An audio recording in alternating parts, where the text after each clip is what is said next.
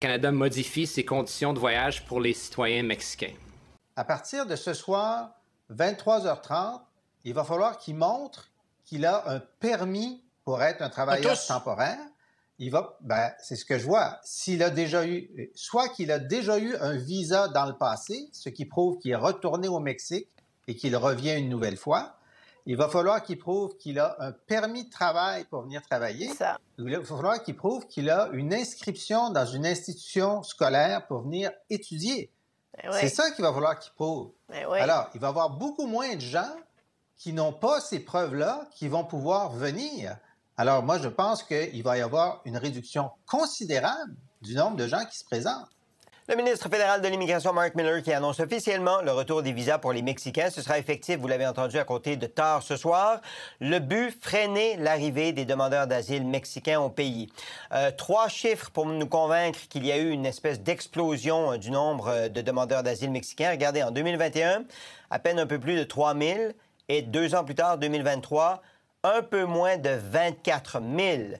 On appelle ça une forte augmentation. Et le coup de frein était demandé par le gouvernement du Québec qui voit dans la décision d'Ottawa une petite victoire. Alors, les visas avaient été imposés par le gouvernement Harper, si je me rappelle bien, enlevés par le gouvernement de Justin Trudeau en 2016. Depuis, il y a eu une forte augmentation et ceux qui seront visés, c'est environ 40 des Mexicains qui veulent entrer au pays. Ce sera leur permis, leur visa, c'est-à-dire valide pour 10 ans. Ils auront des droits d'entrée multiples pendant ces 10 années-là pour des séjours maximaux de 6 mois.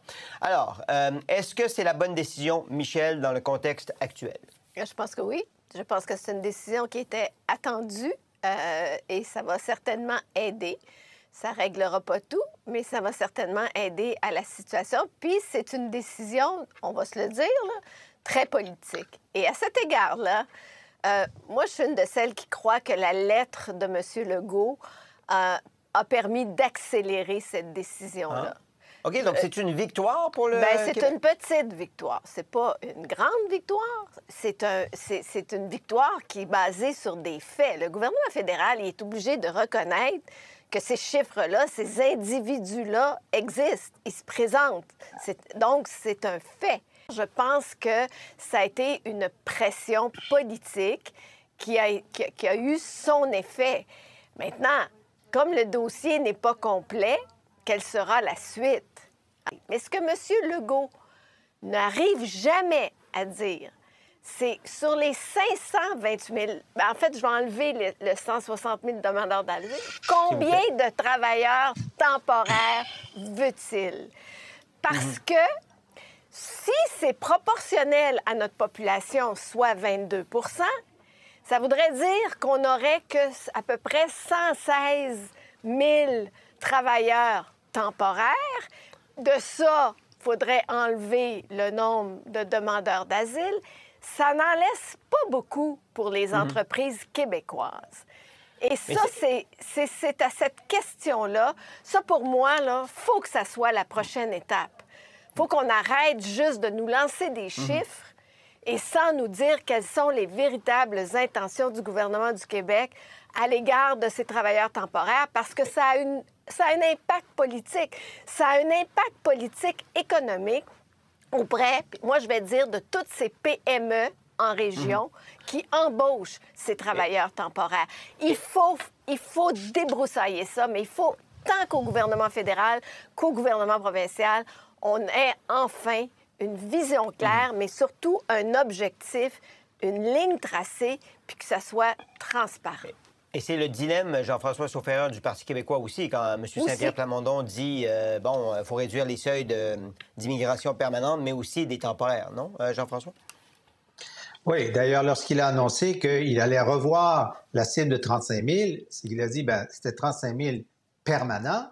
Maintenant, avec tous les temporaires, il faut avoir un seuil de temporaires aussi, et le nouveau chiffre qu'on va apporter sera un chiffre qui combinera les deux. Je ne sais pas où est-ce qu'ils en sont rendus. Je ne sais pas quand est-ce qu'ils vont le faire, mais c'est la bonne question. D'ailleurs, Québec solidaire aussi dit ça prend un seuil de temporaire, mais ça va être bien compliqué, on est d'accord.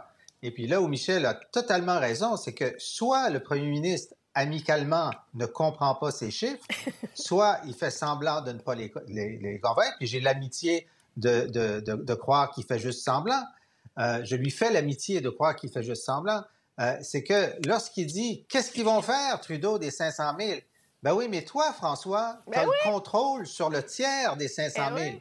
Sur le tiers des 500 000, là, c'est parce qu'il y a deux programmes. Il y en a un que le Québec contrôle, il y en a un que le Canada contrôle, puis le Québec n'a pas demandé de le contrôler. Tu n'as même pas demandé de le contrôler en vertu de l'accord, tu pourrais.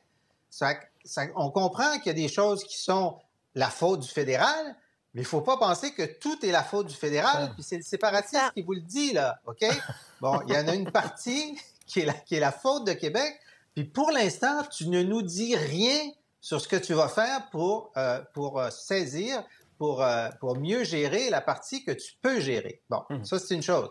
Maintenant, je ne veux pas enlever la victoire qu'il a, c'est-à-dire qu'il a envoyé une lettre le 16 janvier, et là, on est 1 mois et demi plus tard, et ça donne un des 3 résultats qu'il voulait. Ben bravo!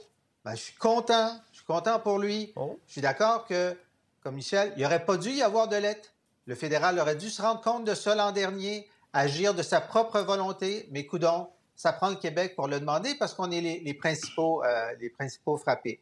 Maintenant, il en reste 2 dans sa lettre. Il y avait 3 choses. Il y avait ça, il y avait la répartition sur le territoire. Pour l'instant, aucun mot là-dessus. Et il y avait, remboursez-nous ce que ça coûte. Puis pour l'instant, aucun mot là-dessus, plutôt beaucoup de mauvaise volonté d'Ottawa. D'ailleurs, dans une publication sur les réseaux sociaux, Paul Saint-Pierre Plamondon le relève. Ça, on n'a pas obtenu d'argent encore pour les services qu'on a donnés aux demandeurs d'asile, notamment. Les Mexicains, Dimitri, ne sont pas contents de la décision prise par le gouvernement du Canada. Écoutons M. López Obrador. No merecemos maltrato ni que se manche del prestigio de México. OK, on ne mérite pas d'être maltraité, l'image du Mexique d'être ternie. Puis là, dans un communiqué ce matin, ils disent on va étudier des mesures de réciprocité. Ça veut dire, est-ce qu'on va empêcher des Canadiens, des Québécois, d'aller au Mexique? Puis Dieu sait qu'à l'hiver, on aime ça, aller au Mexique. Voilà. Est-ce qu'on est en train de se magasiner des troubles, des problèmes sur la scène internationale, Dimitri? Non, puis il y a plus que le Mexique. Il y a les Caraïbes et un paquet d'autres places que les Canadiens peuvent aller. Je suis pas à la même place que mes collègues. Je pense que le président mexicain aujourd'hui devrait être content et le gouvernement du Québec devrait être mécontent. L'annonce d'aujourd'hui ne change presque rien. Presque rien. Voilà, on est d'accord. Donc c'est comme si on se disait on est enceinte en moitié. Il faut imposer des visas à 100% des Mexicains, comme l'avait fait le gouvernement Harper. Là, aujourd'hui, on se présente pour dire « Bonjour, je suis demandeur d'asile, puis-je rentrer? » Demain, ça va être « Je suis étudiant, je suis travailleur temporaire. » Donc, je ne vois pas comment on est en train... Mon enjeu n'est pas avec les demandeurs d'asile. Je l'ai dit à plusieurs reprises. Il y a à l'intérieur de ces demandes de demandeurs d'asile des gens qu'on devrait accueillir parce que c'est des réels demandeurs d'asile. Mais je dirais que le 80 ou le 90% des demandes, c'est juste des gens et des groupes qui essayent de trouver une brèche pour rentrer au Canada. Donc, les données vont nous donner la réponse, mais aujourd'hui, je ne suis pas convaincu que cette mesure va assez loin pour diminuer de façon drastique les demandes qu'on reçoit du Mexique. J'y vais de mémoire, mais le refus des demandeurs d'asile, c'est pas autour de 30 Oui. C'est ça, hein? Donc, on les accepte pas tous, Dimitri. Mais sans visa, on reçoit à peu près 27 000 demandes par année.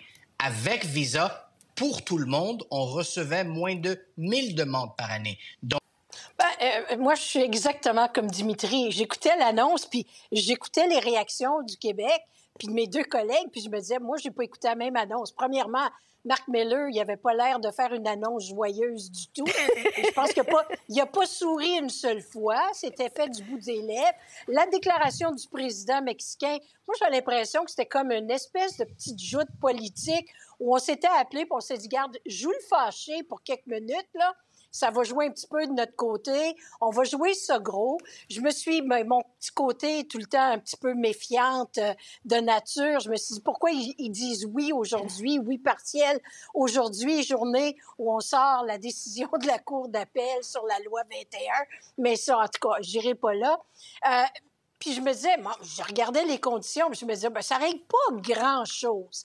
Alors, OK, oui, c'est une mince victoire, là, mais quand on regarde les conditions, puis la durée, t'as un visa, puis c'est bon pour Dieu sait combien de temps, je pense qu'on a beaucoup plus plié, pas à Québec, autant qu'aux États-Unis, parce que dites-vous une chose, il y en a beaucoup qui passaient par chez nous, atterrissent à Pierre-Éliott Trudeau pour ensuite sacrer leur camp vers les États-Unis. Oui, il y avait des pressions américaines, semble-t-il. Et les pressions américaines étaient beaucoup plus fatigantes. Il faut que Justin Trudeau soit capable d'appeler son ami Joe Biden puis dire « Hey, on est en train de faire quelque chose là-dessus », puis essayer de jouer un petit peu sur ça. Mais leurrons-nous pas, regardons le contenu, est-ce que ça va vraiment régler la situation? Moi, je pense que c'est plus en termes d'image, ça va permettre à Justin Trudeau d'aller voir François Legault, peut-être négocier d'autres choses. Et j'espère qu'ils s'entendront sur les choses beaucoup plus importantes que ce qu'ils viennent de décider sur la question des visas, là. Oui. Dimitri? L'annonce d'aujourd'hui, avec respect, c'est comme mettre du rouge à lèvres sur un cochon. Non, collègue, l'annonce d'aujourd'hui, là... l'annonce d'aujourd'hui, ça enlève un peu de pression de part et d'autre pour préparer la rencontre de Legault et de Trudeau, là. Le gouvernement fédéral, il enlève de la pression en faisant ça politiquement sur la place publique avant que l'ébullition du chaudron soit trop grande, là. C'est juste ça, là. Je suis d'accord avec vous, c'est une décision purement politique dans un contexte très précis, puis ça va enlever un peu de pression, puis ils vont se parler, puis... Mais qui risque de ne pas régler le problème.